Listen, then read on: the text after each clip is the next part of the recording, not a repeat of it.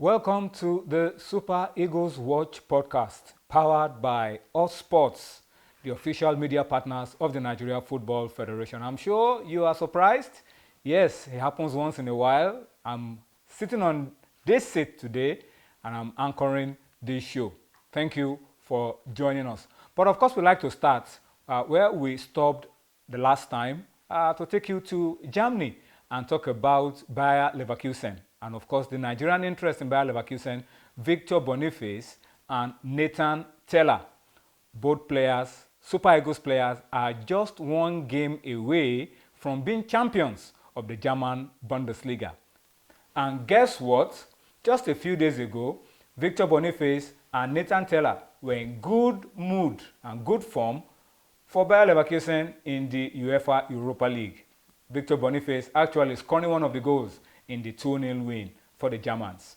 All right, so that's how we welcome you to the podcast. And of course, also tell you that we're looking forward to a lot of Super Eagles players in action for their different clubs in the different leagues in Europe this Saturday. All right, so we'll keep our eyes on it and see how far they are able to go for their clubs. Let me just quickly introduce to you my guest on the podcast today. I have a very special guest, Oluchi Tobe Chukwu, the strong woman of the Super Falcons of Nigeria, the media officer of the team. Tobex, welcome to this podcast. Thank you so much for having me. I'm glad I'm here, and then we'll go about celebrating the Super Falcons of Africa, like I always call them. All right, we're dedicating this edition of the Super Eagles Watch to the Super Falcons of Africa for qualifying for the Olympics for the first time in 16 years. It was a remarkable achievement for Coach Randy Waldrum and the girls, and they achieved it in Pretoria against Banyana of South Africa, the reigning African champions. So today, we're dedicating this show to the Super Falcons. Of course, we'll be looking for a whole lot of interesting stuff relating to the Super Eagles from the story of our queens. Well, Tobe Chukwu, let me talk about the game in South Africa very quickly. Nigeria and South Africa, in the last couple of weeks, it's been one game after the other. It's been renewed rivalry between Nigeria and South Africa. Started at the AFCON, that tension-soaked semi-final game that ended in penalties, Nigeria winning. Now, the Falcons have done a double for Nigeria over the South Africans by going to Pretoria, holding them to a goalless draw, and qualifying for the Olympics for the first time in 16 years. And the interest for Super Eagles fans is June 3. The next 2026 World Cup qualifier is Nigeria against South Africa in Uyo. Let's learn from how you guys did the job against Banyana of South Africa. And maybe it can help the Super Eagles, inspire them to getting a victory in June. Well, it wasn't anything spectacular that we did, but I could tell you that it was indeed a very crucial game. It was a big burden on the ladies. They knew what was ahead of them, 16 years. You can imagine if we didn't qualify, that would take you to straight 20 good years. Randy Waldrum knew what was ahead of him. The same South Africa, humiliated him here in Lagos during the Aisha Buhari Cup by defeating the Falcons by 4-2. Went to WAFCON, we were already campaigning. We wanted to go straight to win the WAFCON for the 10th time. Our hopes were high. And before we could even settle down, to start playing matches, our first game, South Africa punctured our dreams by defeating us by 1-0. That same game, Asisa Toshuala got injured and was ruled out of the tournament. And we could not recover from that game because we lost that game. We couldn't top our group. And because we couldn't top our group, we had to move from our city, Rabat, to another city. And we had to meet Morocco, the host in the semi-final. And suffer 2 red cards. Suffer 2 red cards, plus 1 or 2 injuries. We lost that game. 3rd place game. The rising star now in Africa for women football. Back-to-back Olympic qualification from them. Zambia they defeated us in the third place. But it was a horrible experience that we do not want to remember. And Randy knew what he suffered from, that particular loss. So we were ready for them when they seemed more prepared than us. When they came to Nigeria, they were more at home. They came early, on a Sunday before a game that will be played on Friday. Came in with 17 players, 3 joined them later, and I think for the first day or two, we didn't have up to 5 players in camp. But I believed in my team. I knew we were professionals. We only needed straight 48 hours ahead of a game to calm down for a team that understood each other, had cohesion, did very well, in the last Senior Women's World Cup in Australia. If we could stand and hold the Olympic champion, Canada, to a draw, if we could defeat Australia, if we could stand the whole spectators and supporters behind the Australian team, the Matildas, and we defeated them. I had strong faith in the team. I had strong belief in the team. Tosi Dimeyin was out of the team because of injury, and so likewise Ashley Plumtree. But Randy Waldrum had his plans. He knew he was only meant to unsettle the South African team. They would have done their scouting. They would have gone along with players that they are aware that they play this position and all those things. And we came in with a shocker. Christy Ucheibe was, paired with O'Halley, at the center backs. And that was how Chidinma Okeke, all the way from Japan, was recalled and joined the team. She's been out of the team for so many years. She's fit, have overcome the career-threatening injury. And that was how she came into the team. And our midfield was packed. Alima was there. And we did play well. We played them.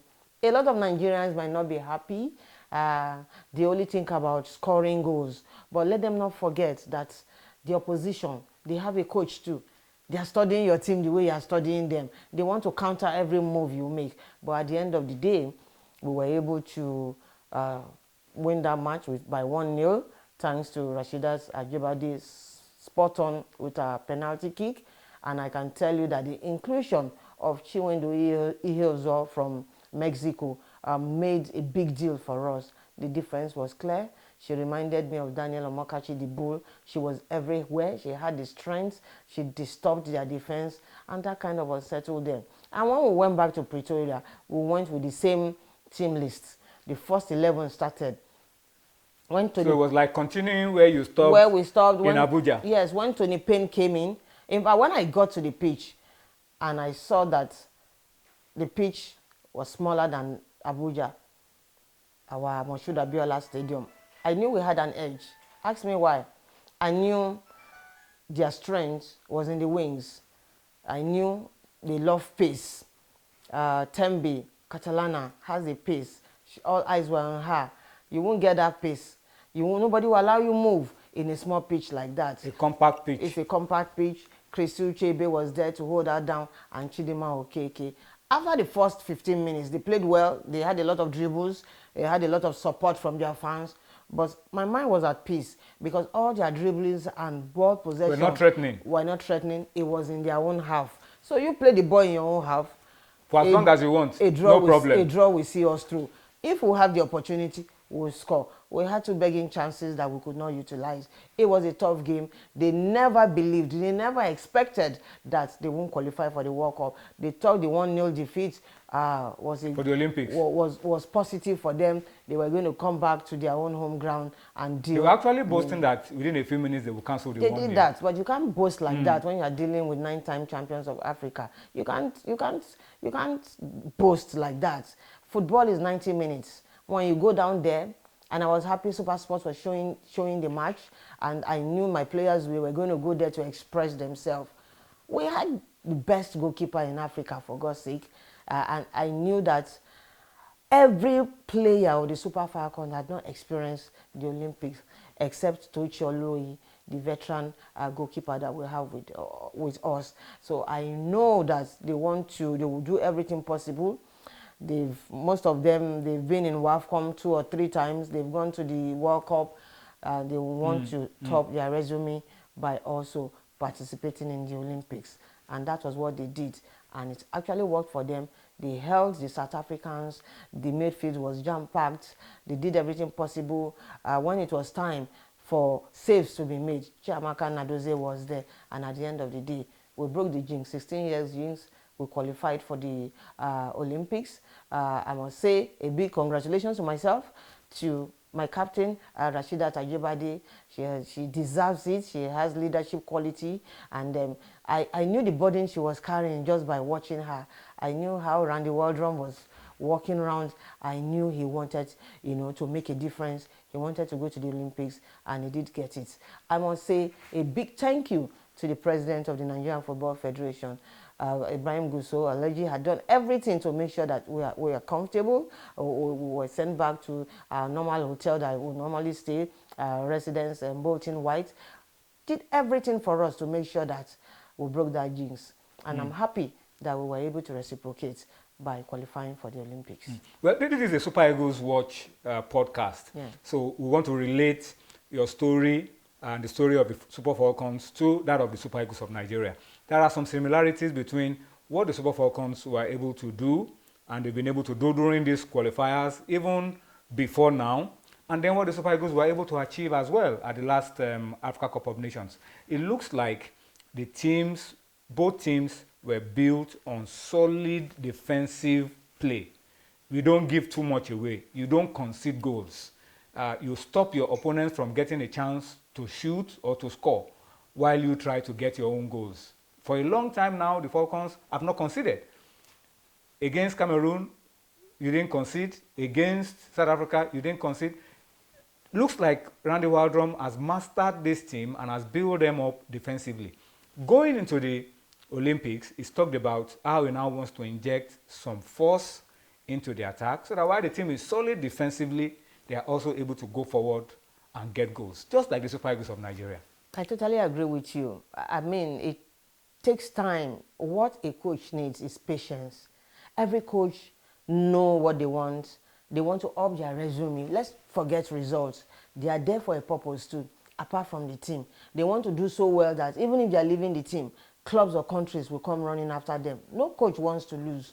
And don't forget that every coach, you know the quality of players that you have. Sometimes when you see some matches going on, you see supporters calling in for subs. Let them change. Don't you want to change? But the coach is looking behind him. He's seen his bench. He knows the quality of all his players. He knows those that will make a difference. Randy will always call his bench game changers. That is what he calls them. So the reason you are there is for you to come in and make a change. We saw in the both two legs what Tony Payne did when she came in. The urgency she brought into the game. Even the referee, made a mistake by giving her a yellow card that wasn't meant for her. It was the opponent that came hacking her down, but I think she was confused. So that is the kind of, scenario I want a lot of people to place themselves. You know the qualities of players. You know what you want to achieve at the end of the day. Give me time. Let's not be in a hurry. There is no two ways to shortcut. Allow me make my mistakes. He made his mistakes. He saw the positives and the negatives of the team during the Aisha Buhari Cup that he lost to South Africa. We went again in WAFCON. We couldn't settle down on time.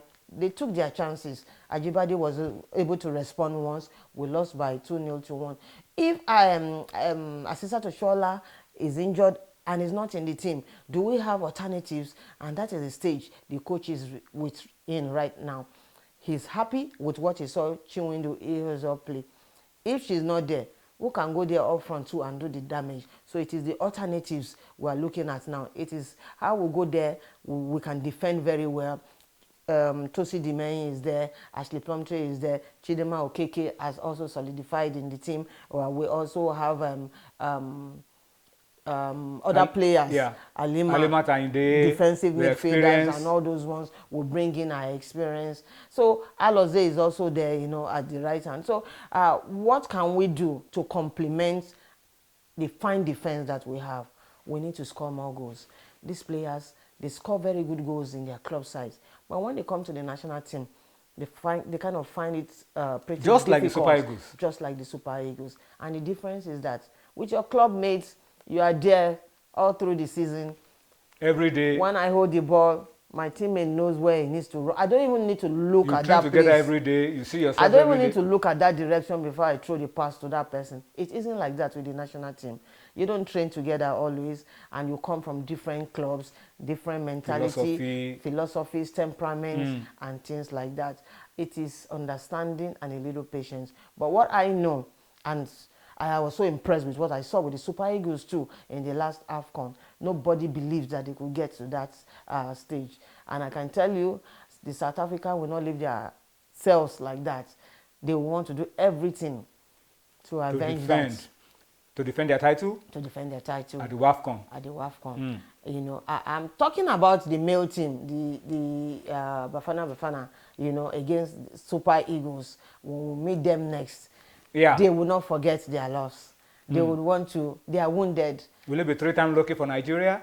Or the South Africans will want to get one back? They are not going to the Olympics, the women. So they will not want to say this is women or men's football.